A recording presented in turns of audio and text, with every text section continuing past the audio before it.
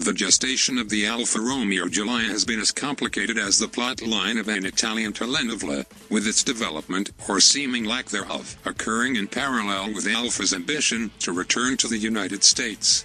It has been a decade since then Fiat CEO Sergio Marchionne first promised to bring the Italian brand back here, with Fiat's merger with Chrysler in 2009 offering an obvious shortcut to making it happen.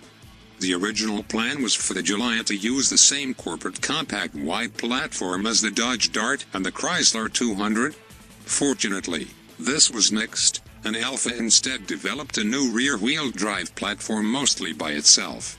The production Giulia made its debut in mid-2015, and the car finally will reach the US late this year as a 2017 model.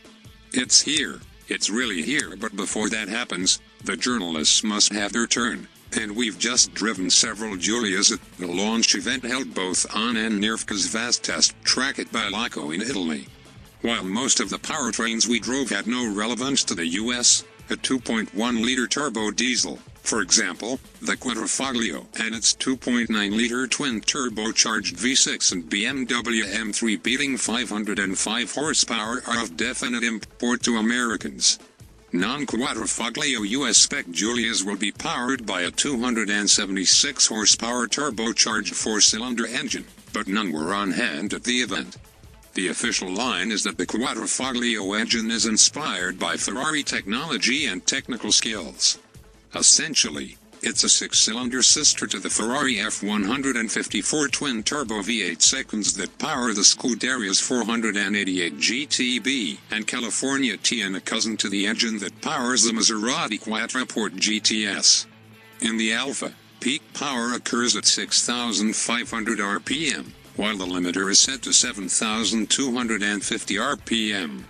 The V6 drives the Quadrifoglio's rear wheels through either a 6-speed manual or an 8-speed automatic gearbox and a torque vectoring rear differential. Only the manual will be available at launch in the US. The 8-speed will come later. Caveats: Alfa would only let us try the Quadrifoglio on Balaco's handling course, with the straights broken up by temporary chickens to make sure we couldn't try to validate the claimed 190 miles per hour top speed.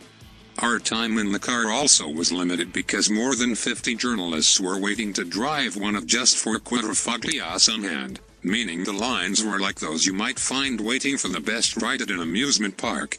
Fortunately, our elbows are the sharpest in the business, so we got to experience both manual and automatic versions of the Quadrifoglio. Visual menace, dynamic goodness: the Quadrifoglio certainly is not lacking in visual aggression.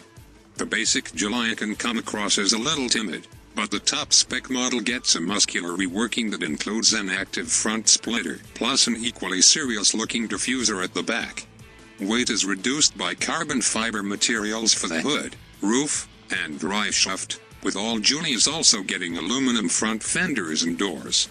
Alfa's claimed 3,359-pound weight includes no fluids. Our best estimate is that the car will be roughly 3,600 pounds, but the Giulia should stack up well against its obvious rivals, the BMW M3, the Mercedes AMC 63, and the Cadillac ATS-V. The 6-speed manual gearbox, standard on and available only for the Quadrifoglio, delivers the pure driving experience. But it's clear that less development effort has been expended on shoring up its working relationship with the V6 engine. The Garcanges have a nice weight to them, and the manual is fun to row quickly, but gentler progress reveals that the heavily boosted engine suffers from noticeable turbo lag. Below 3,000 RPM, there's a distinct pause followed by a swelling sensation as the horses take a couple of seconds to gallop in.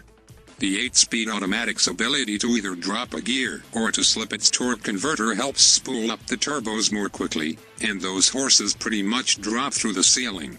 Although the Auto's Garcanges aren't as quick as those of many dual-clutch automatics, they are faster and less dramatic than the speediest made with the manual gearbox.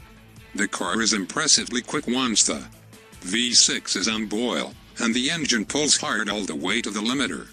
Acceleration barely diminishes as speed builds. The cars at Balaco were fitted with optional carbon ceramic brakes that proved to be adept at inverting longitudinal G-forces, the brake pedal lacks initial feel, but braking was as fade-free as it needed to be, given how many chickens Alfa dotted around the track.